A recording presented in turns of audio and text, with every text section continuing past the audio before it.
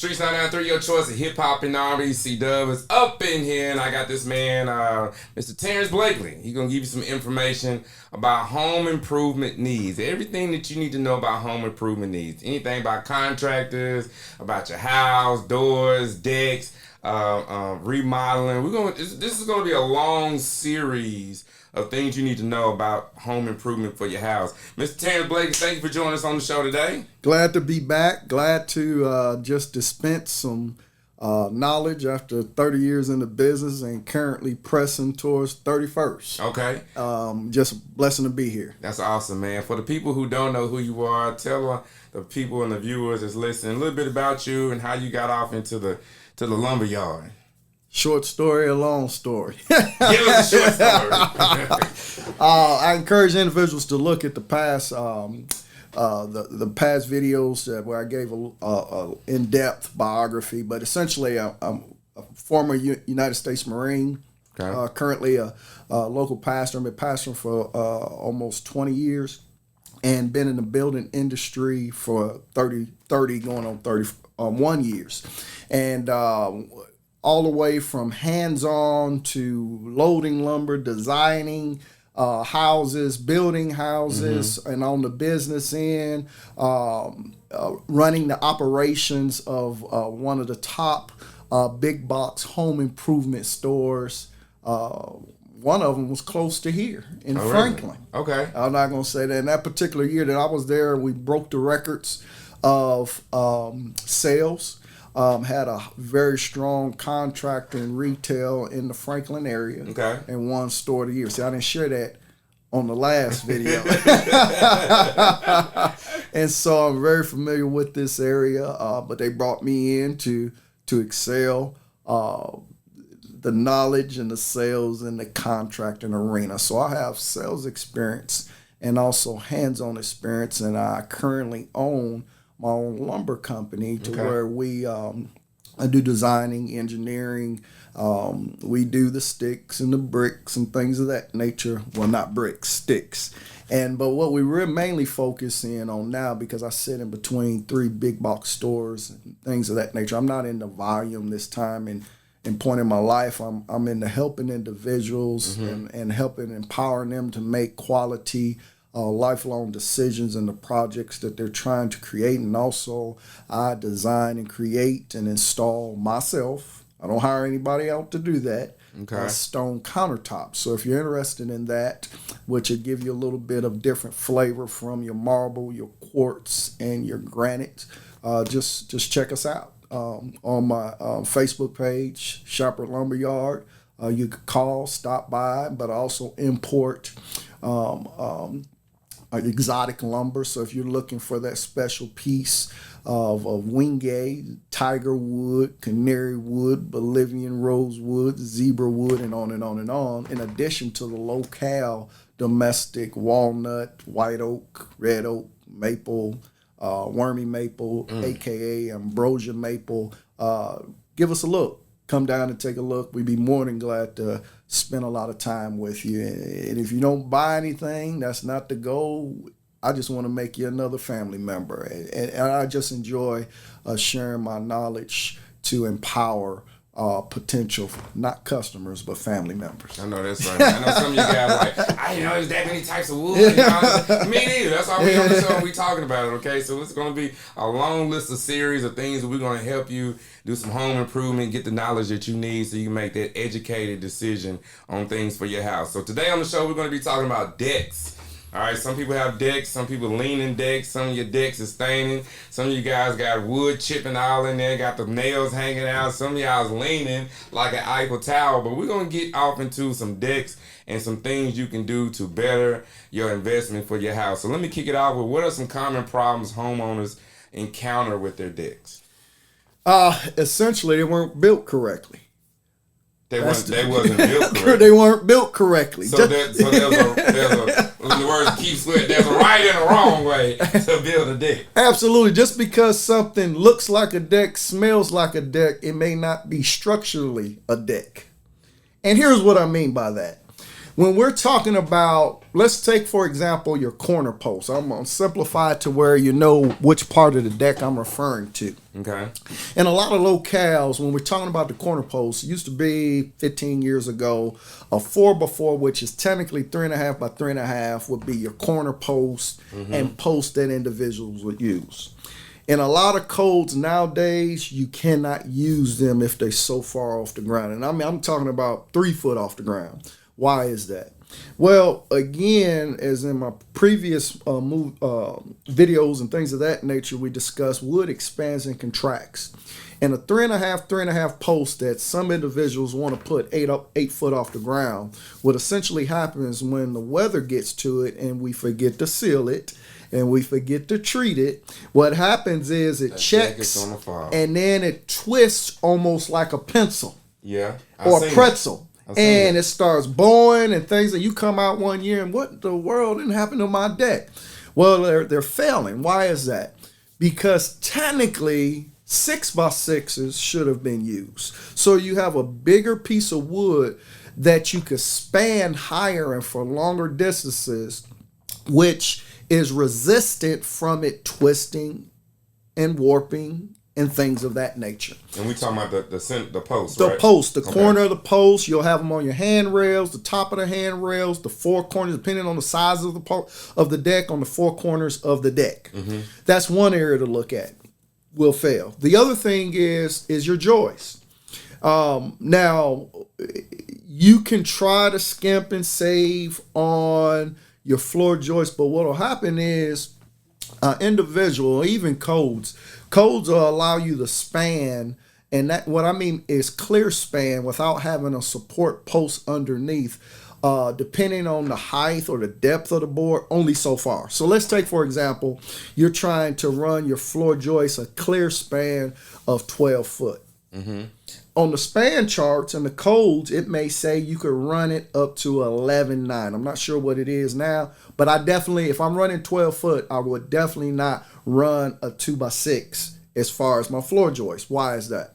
Because if you're on the borderline of the capacity of its clear span, what'll happen is it'll start smiling on you. And you won't even know that it's smiling at you when you cooking barbecue, smoking the ribs and stuff like that. And what'll happen is it'll start bowing and dipping.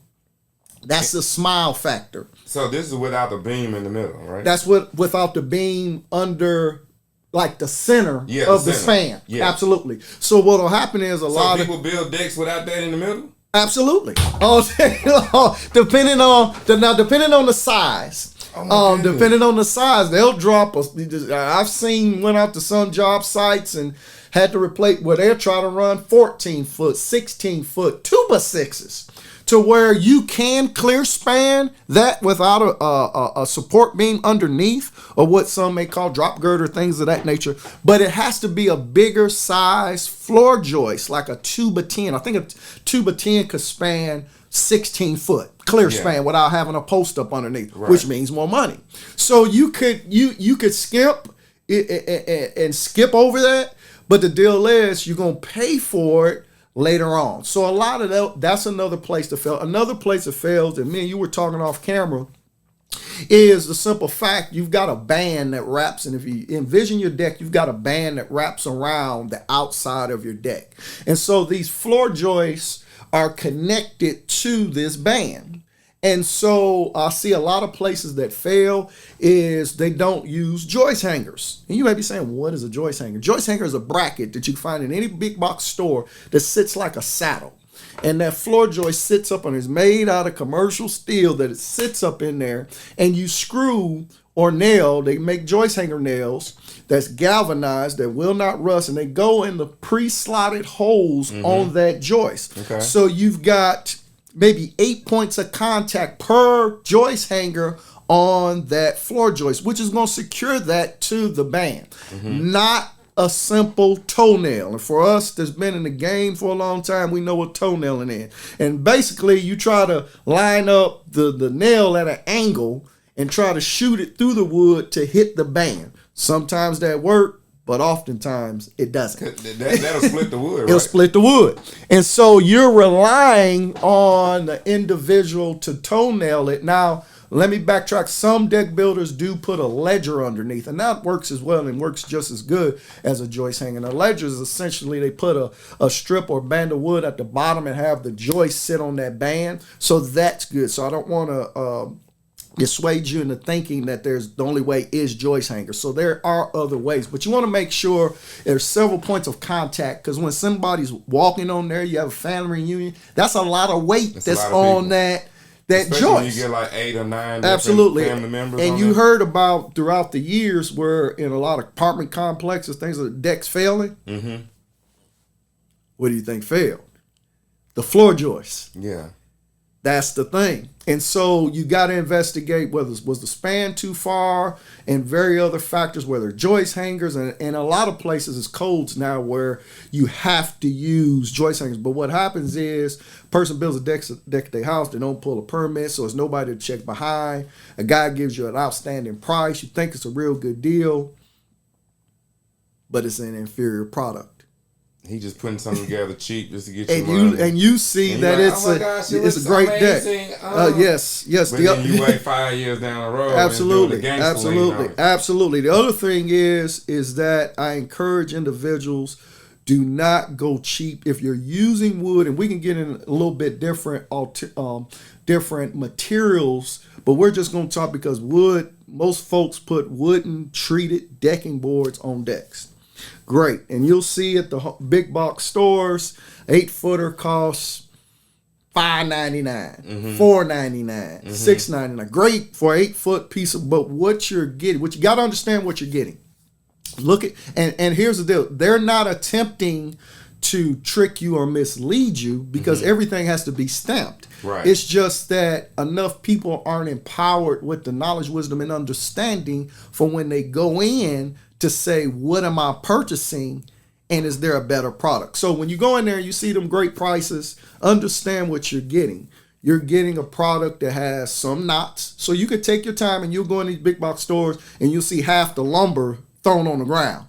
Okay, what's happened is individuals has went and trying to pick through that bundle to get the ones with the least amount of knots. And there is a few in each bundle. But those boards are priced at that purpose because they're number 2. Now, number 2, lumber is going to have more wane, more bark, more knots. So if you got more knots in a particular board, people don't realize knots is a point of failure, because that's where a branch had grown from the tree, and that's a point of weakness because that knot can fall out. So there is that choice, and that if that's all someone can afford, that's great, but understand what you're getting. You're going to have to replace that at some point down the line. So you recommend not getting the wood with the knots in it? I recommend, if you're going to go with wood, and again, we could talk about different materials that I would recommend. If you're going to go with wood, go with a premium product. I sell a premium grade. I don't sell number 2 grades, and there's plenty of other folks that sell premium grade. What is a premium grade? Premium grade is that it's less wane, less bark, and the knots that, because in pine trees, I mean, it is not. But the deal is the knots that you may find in the boards are probably averaging the size of a dime. So it's a lot cleaner, a lot smoother, less knots, less prone to failure later on down the line. Another critical thing that is imperative, sort of like our wooden doors we discussed in the last one. If you're building a wooden deck, you need to hire somebody or become well-versed and get the materials, the tools to be able to seal it and stain it at least once a year. Why is that? Well, when we seal our decks, the purpose of it is to add color and to repel water. What's one of the things that happens when it rains on a deck? The water is no gutters on the deck, so the water comes down and sits on there until the heat dissipates it. So that water's beating up on there. So if there's no protective layer as far as weather protection or anything of that nature, it's eventually going to seep into the fibers of wood. Now, if you look at wood from a microscopic biological level, wood is essentially a bunch of straws. So all it does is suck up whatever's on the surface.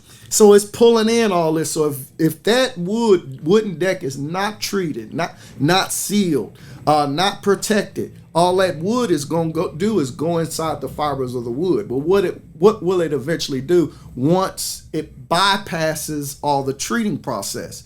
It's going to essentially degrade, or the wood then becomes rock. Get this information you need on the show. My man Terrence is here, man, giving us information about how to make sure that our decks are done right and effectively. And don't try to get no shade tree person to do this, okay? Hire your professional and get it done right. When should somebody repair their deck versus replacing it entirely? You should be, in my humble opinion, you should be repairing your deck yearly. Because there is going to be a spindle. Mm-hmm. There is going to be a board. And here's another thing that I recommend. Never allow an individual to come by and nail the deck boards down. Unless they use a galvanized ring shank nail. Why galvanized ring shank? Well, galvanized ring shank, one, it won't rust. Two, on a galvanized ring shank nail, it has ribs on it. And those ribs grab into the wood as it's nailed down. The best thing, in my humble opinion, is to screw the decking board down for a few reasons. If you need to replace that board, you could take that screw back out. If you try to pull up a nail that has a ring shank on it, you're going to destroy the board virtually. And two, on that screw is grabbing as it penetrates the wood, is grabbing areas of the decking board. Mm-hmm. So I would highly suggest that an individual that's building a deck, repairing a deck, is to screw with exterior screws, not just regular screws, because they'll corrode and rust. Because the chemicals and things of that nature, when they impregnate a treated board, is corrosive to regular nails and regular screws. So it has to be a type of screw or nail that it ward off those chemicals that they're impregnating into the wood or injecting in the wood to make it treated in the first place. Right. What factors besides we know we can go into different variations of wood, but what factors influence the cost of your deck repairs? Design, the look. Like the different layers and tiers and stuff like that. Here's my thing on that. And, again, I'm just trying to share knowledge. The bigger the deck, the worse it can become. And you may be saying, why is that? Because the bigger the deck calls for more materials, the correct materials. Mm-hmm. And the deal is, when decks get bigger, people skimp on the right materials in order to build them. So what I would do is, and what I would suggest is, build the correct size, not necessarily what you want, but what you need. And let me use that for example. It's me and my wife at the house. Mm-hmm. I don't need a 16 by 20 foot deck. No. Nobody's coming by. Yeah, nobody's coming by. I mean, it may look good, but that's a lot of work for upkeep. That's number one, which means I'm probably going to slip on some maintenance. Mm-hmm. Two, I know that deck needs to have 2x8s, but since I'm trying to build this 16 by 20 deck, I'm gonna skimp and cheat and use the 2x6s. And so eventually it's gonna fail, sag, swoop, and all of that over years' time. So I would say design is number one. Spend time with the design and build the deck that you truly need, maybe a little bit bigger, and focus on the correct sizing of materials with it. How often should somebody inspect their deck for potential? I guess that goes again how much you're going to use the deck, right? I would say for decks, I would be inspecting it every time I go out there, because one of the things we did not talk about that I'm gonna bring up is there is a such thing called a wood boring bee. A wood boring bee, and they look like fat bumblebees. Yeah, and they love treated lumber. And the deal is that, do they eat the lumber? What they do is they bore holes up in the lumber, lay eggs for this year or next year, and leave. And it's virtually impossible. They make traps out there. Sometimes they work, sometimes they don't. But these wood-borne bees will eat your posts, eat your handrails, eat your floor joist. And if you're not inspecting them, you're essential and find out where they at to possibly stop them. What's happening is you're giving them a free apartment at your deck for that season if you're not constantly inspecting it. And before you know it, they've bored all through your board, and it could be a joist. And if it's a joist, then you're gonna have to tear up the floor, the decking boards to get to that joist in order to repair it. And then lay it back down. Lay it back down. And if you got nails in there, you probably done tore it up. So now you gotta put some new boards Absolutely. Man, listen, we on the show today, man. If you got a deck, you need to be paying attention, getting this information. If you got some questions about decks, put them down in the comments at the bottom so we can get my man Terrence back on the show again. How does somebody choose the right stain, color, or type for the deck? Nowadays, let me go on two facets here. Now we're about to get into some other material that we can use for decking boards. If no one has ever, if someone is on their first deck, owning their first deck or whatnot, and you're not a DIYer, you work 2 jobs, you just want to enjoy your deck, I personally would not recommend a treated wood deck. And you may be saying, why is that? Because the maintenance that follows with it. Is a treated wood deck cheaper? Cheaper than what I'm about to talk about? Yes, it is. Okay. But in the long term, it's not. Right. That's what we're about to get into next. So the deal is, depending on how much sun it gets, do you have trees over there, things of that nature? Because you do not want the sun, the UV rays beating down on it for 90 days when we hit those 95, 100-degree days on that wood. If you step outside barefoot on that deck, you'll realize why you don't want that, because that's just more waterproofing, more staining that you have to do. But if you ask me what type of stain, make sure it has UV inhibitors, again, to repel the sun. Make sure it's not too dark. A lot of individuals want to go with a dark gray or a black, but guess what that does? Black and dark gray pull in more heat. It pulls in more heat, which looks nice, but the deal is you have to know going in, okay, I paint this a dark color, I'm probably going to have to stain this again next year because it's going to fade. That's any dark color with that. So those are some of the things that I would consider. Again, the polyurethane or sealed waterproofer waterproofer stain that has UV inhibitors to reflect the sun rays, and also don't go too dark if it's at all possible. The next alternative in there, especially if you got smaller decks, I'm talking about decks is like 8 by 12, things of that nature. You really need to go move into what they have, and I'm not going to boast one particular product here, but a composite material. Now, there's cheap composite materials, they're mid-level, and there's high dollar. They even got some composite materials that I sell that it's even got heat sensors up in it to where it cools the decking board back down. Oh, yeah. And they even cool it, drop the temperature of the board a few degrees so you can walk out on those 100-degree days in your barefoot. It's not burning your feet. It's not burning your feet. So why do I say that? At my age and where I'm at in my life, if I was to build another deck, it would have to be composite, even if I had to go smaller. Why? Because I don't have to worry about going out there waterproofing it, staining it, or anything of that nature. It'd be composite and some sort of metal with spindles. And the thing is, and you may be saying, what is a composite material? Most of them companies out there, composite material is a mixture of wood and resin. Wood and resin. They have their own formulas, things of that nature. So it has like a plastic type of feel, but at the same time, wood feel.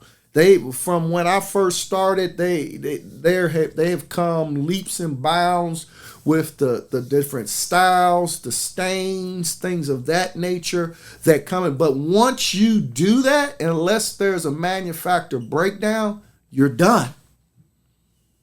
You don't have to stain it. You don't have to waterproof it because and in a lot of them they have a protective shell already on there that repels all this damage and things of that nature. Will it fail one day? Yeah, but you're talking about maybe 20 years down the road or something of that nature. It's not something that you have to upkeep. So there's a little, depending on what level you go into, there is a little bit more involved on the upfront of the product, but a couple years of staining and waterproofing, you're going to exceed that. So for an 8x12 deck, the treated and the composite, what is the price difference in the two? 8x12 deck. So let's do a little math here. Depending on which way you're running the board. But let's say we're running our boards 12 foot. So we're going to need probably approximately, let's go 96. You're going to pull the calculator out, y'all. Serious around here. So you're going to need about 19 8-footers. 19 12-footers if you run it at the 8-foot way. We're just going to do 8 because that's simple. Same way with the 12-footers. So getting back to what I was saying, you could probably cover that deck with a number 2 pine treated from your big box stores for about $64. All right. That means it's about $8 a piece, somewhere thereabouts. Wait, did I do my math right? That's 19. Wait a second. No, don't. I'm sorry. $152. $152. That's 8 12-footers. Oh, that's 19. And I have my glass. 19 12-footers. Okay. So the deal is so with the composite, what we're talking about, you're going to spend probably about entry level, probably about 30. Let's go 40, make it an even rounded number. $40.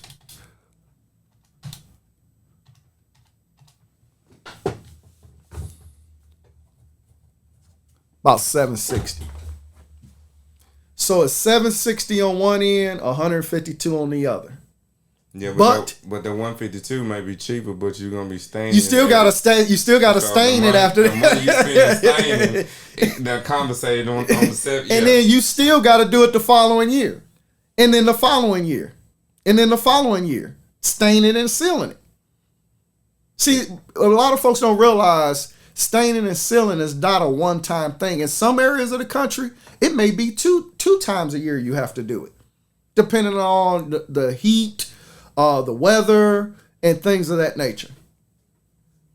Are there some DIY deck repair tasks that a homeowner can do to safely undertake instead of getting a professional? I think number one can do is waterproofing. And the deal is, because you could buy a product like a Thompson water seal, put it in a pump sprayer, and if you don't do anything else, you can put in that pump sprayer, walk around your deck, and spray this waterproofer on there. So that's one thing an individual. If you don't even stain it, you could at least protect it by putting some waterproofer on there. So the water don't mess it up. Right, exactly. So you can stop some water penetration. The other thing an individual can do, if you see some boards raising up and it is screwed down, we're talking about treated decking boards. If it is raising up, you can take your screw gun out. Most homeowners, DIYers got screw guns. Screw that board back down. Also, check every once in a while up underneath your deck, your poles for wood-boring beaks. Another thing individuals can do is check your spindles. A lot of times, and this has to go with safety. Spindles and codes, especially wooden spindles, they have to be installed 4 inches on center. And you may be saying, well, why 4 inches on center? Because they come to the conclusion that 4 inches on center, a baby can't stick, or a toddler can't stick their head through the spindles and choke themselves. Okay, so they're spaced a particular way. For a reason. So in most spindles, and the cheap ones that you find in big box stores, anywhere from 99 cents to $1.25. And the deal is, so it's made out of 1.5 by 1.5 lumber. Okay. So those things expand and contract too. Right. So there's only one nail at the top and one nail at the bottom. So when this thing expands and contracts throughout the summer, it's moving. Yeah. And so it may become loose. And so you want to check your spindles, especially if you got wooden spindles, because if you have toddlers, young people, things of that nature, and your deck is a little bit high up off the ground, you don't want to have a loose spindle and the kid fall through there. So you want to check those and make sure they still secure, things of that nature. Just those few things alone will go a long way. What about front porch decks that have railings, but the spindles are not metal? Those are the ones I'm talking about, the treated spindles. Yeah. Yeah, the treated spindles I'm saying you have to check. Now, are you asking me if they have metal spindles? Yeah, metal. Okay, metal spindles. Depending on the installation, let me back up a minute. I wanted to make sure everyone was clear on that 8x12 we were talking about.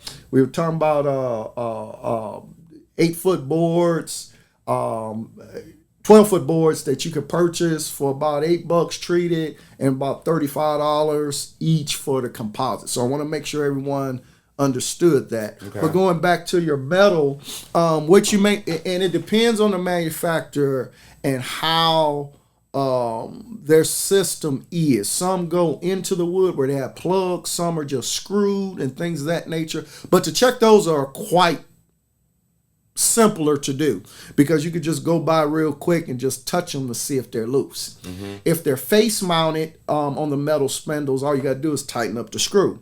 If they're the type that has a ferrule that goes in the top the top of the handrail and the bottom of the handrail, then you just check that to make sure the wood didn't fail. So it's a few more things you can do depending on the manufacturer, but that's one thing they're quick to check because if you have a split wooden spindle, now you have to go find another spindle, and then you may have to fill the hole that it's the only place that the screw can go. Yeah. Unless you move it over a little bit, let that dry, then bore another hole or something like that so you can put another nail or another screw up in there. So it's very imperative. What are key considerations when planning for a new deck construction? Key considerations: longevity, ease of maintenance, location. Now, here's the deal. Everybody automatically think that, I should put a wooden deck. But like when I built my house, my door was less than 36 inches off the grade. Okay. I poured a slab. Concrete. You could pour and then backfill it up to there. So in some instances, it's not even, you could pour a slab of concrete and make a concrete patio versus putting a deck up there. And pouring a concrete patio is extremely more time efficient. Depending on how big the deck is, it could even be cost effective. And also the maintenance is a whole lot cheaper. A concrete slab on a deck? No. You said what are some considerations when planning a deck? Oh, right? Okay. I got you. You may not need a deck at all. That's what I'm getting at. Right. Look at different options, and they're coming out with different things. And it all depends on how high the proposed deck is, because a lot of time, you pour concrete 12 inches, things of that nature. If you 12 inches from the threshold of your door, does it make sense to put a deck there? When you could pour concrete and be done with it.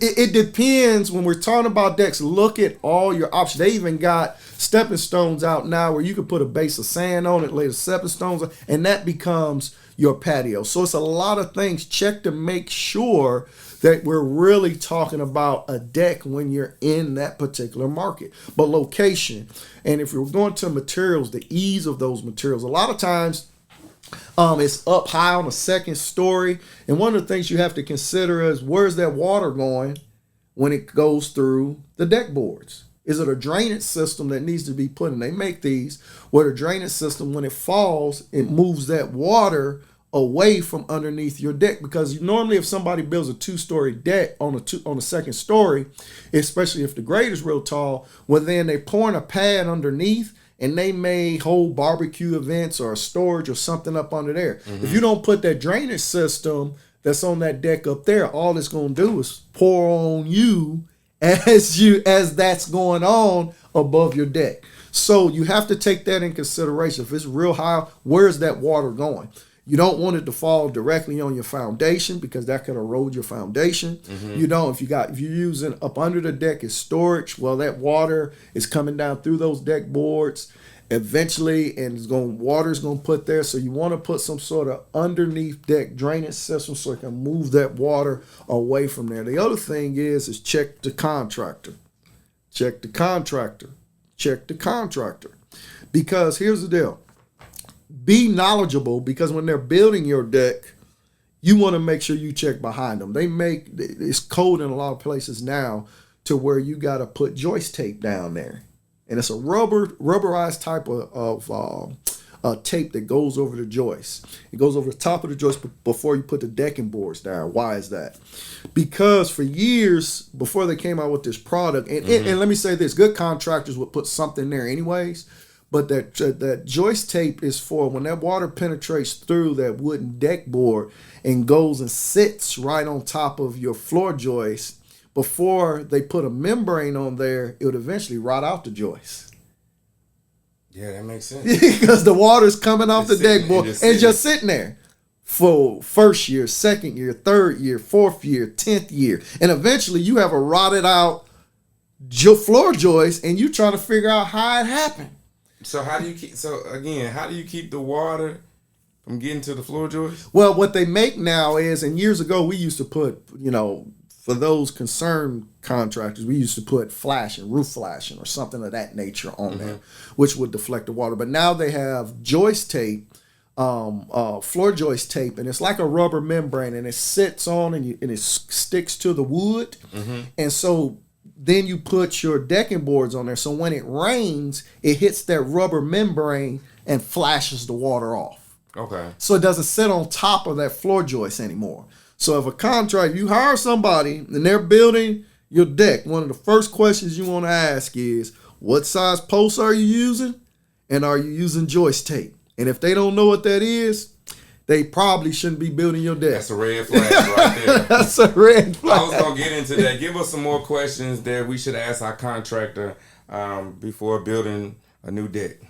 Okay. One of the things when you're testing the competency of their skills, and you need stringers for your steps, you ask them, do you hand make or hand cut the stringers? What's the stringers? We're about to get into that. Okay. The stringers, and that's a critical sign because that means they have done a ton of decks and they know exactly what they're doing. What the stringers are the boards to where your steps sit on. So if you're looking, the dude like this? Yeah, okay. You know that it steps up like that. And so is it like 2 or 3 of them? It's at least that. Maybe it's got to be at least 2, but depending on how wide it is, it may be 3 or 4. Okay. If they don't know how to cut them, you probably need to find someone else. Now, can't you buy them already cut? Here's the deal. Oh man. You can buy them in a lot of big box stores. Carry them in 2, 3, and maybe 4. But the deal is, we in Tennessee, so most decks is higher than that off the ground. So you either got to either have a 5, 6, 7, and what about the stringers inside the house is going up to the second floor? You can't buy them. You have to cut those if you're building a new house. So I can't tell you how many times I get calls to where guys are asking me, do I have them pre-cut? And I'm like, guys, all you got to do is buy the 1 to 3 step stringer at Lowe's, trace it out. If you need 6, flip it over, and then cut it out. And the deal is, if you don't know how to cut a stringer off a jig, that's one of the questions you got to be able to discern whether I really want this individual build my deck. I lose you there. These are some questions right here. You guys need to be make sure that you're asking your contractor. We on the show today. I got my man Terrence here is giving us some information about decks and things you can do to treat these decks and some things you can do personally to preserve the life of the deck. What do you want to tell somebody right now who is a DIY person, who's looking at that deck, got some boards up, and they just trying to get ready. Springtime is here, and they getting ready to try to, get ready. They got family coming over. What are some things that they can do themselves if they don't want to get a professional for their deck? First of all, have the mindset, if you are a DIYer, I can do it. Anything can be done. I could walk an individual through to build a house from scratch. As long as they have the willingness and eager to obtain the knowledge, wisdom, and understanding, it can be done. So the deal is, if you got a deck, you're trying to maintain it. Again, let me reinforce, the main thing you want to do is look for wood-borne bees. You can do that. Put a flashlight up under there. Check that out. When you finish, is there anything that you like? Is there anything that can stop the bees, like mothballs or something? They make traps, and I sell them. Folks sell them, and you'll catch some. But the deal is, nature is nature. Once they like the taste of your particular wood, you just got to battle them. Now, can you see the eggs that are in there? You see the holes, because what they'll do is you'll hear them. They'll be born in your wood, and you can hear something go zzz. You'll be like, where's that coming from? They just eating the inside of the wood. Now, one thing to combat that is, and one of the things that I do, is that when you see a hole, fill it back up with either caulking, silicone, things of that nature, so they can't come back out that same hole. The downside of it is that if they've already laid their eggs in there, you're really blocking the hole up, and then they'll just come out of their eggs the following season. And so it's just one of those things you just got to keep fighting. You could buy, and see, we didn't even get into this today. We can get into this another time. You could, instead of treated lumber, you could also build your deck out of cedar, which is more resistant to wood-borne bees, or cypress. Cypress is grown in the swamps down there in Louisiana, things of that nature. And so they're weather resistant and bug resistant as well, but we won't dig into too much of that today because there is an added expense to that. But if we're just talking about what the run-of-the-mill, the average person has, that's the thing. Check for wood-borne bees. Make sure it's at least waterproof. Make sure you staining it and sealing it once a year, and make sure that you're screwing those boards down and checking for loose spindles. You can do that. You can do, with the exception of the waterproofing and staining, you can do that in 30 minutes. What's the process for that, and how long is it? You said about 30 minutes for that? Right.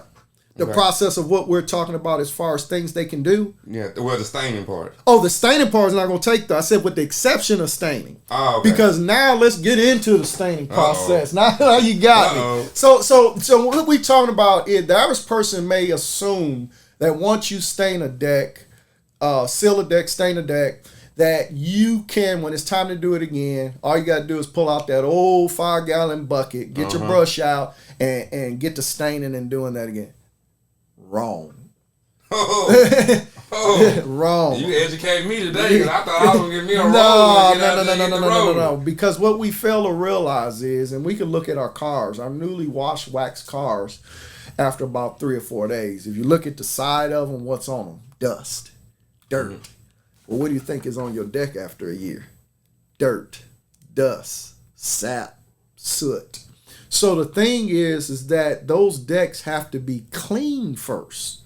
Pressure wash to get back to closely to the layer, the exposed layer that you want the stain or the waterproofer to go into. You could go to some houses and it'll look like they got a sheet of plastic on some of them decks. And it's like, well, how is that going on? Well, what's happening is they just put paint on top of paint on top of paint on top of paint, or stain on top of stain on top of stain. And what happens is it never penetrates the wood. It just adheres to the top coat. Now, how good is the top coat that you rolling over? Unless you pressure wash it, clean it, things of that nature, so that wood could absorb the new stain, waterproofer, whatever you're trying to put in that wood to protect it. So you've got to first clean it first. Pressure washing is the easier one to do. Then after that, you got to let it dry. So you got to let it dry for a period of time, because you can't put new treatment on something that's wet. So let it dry, depending on the temperature, depending on how many days of no rain. That can vary. Then you come back in with the stain, the sealer, and things of that nature. So it's a step. It's a lot of work. It's a step process. That's a lot of work. Terrence, I thank you for being on the show today, giving us information about decks and how you can stain them, treat them, and getting this information out here. How can they get in contact with you? I know you probably ain't building any decks or anything, are you? I'm the consulting and designing a lot of things. You ain't got time to be No. So how can they get in contact with you? You call me at my store, 931-381-3612. 931-388-3612. Or you can reach me, email me 7 days a week. It's at shopperlumberyard@yahoo.com. That's SHAPARD lumberyard@yahoo.com. That goes straight to my personal email and on my phone, and I'll get back with you as soon as possible. Like I said, if you call, I may be in the middle of a pour, I may be giving a class, I may be doing some woodworking, because we do a lot of live edge tables and things of that nature too.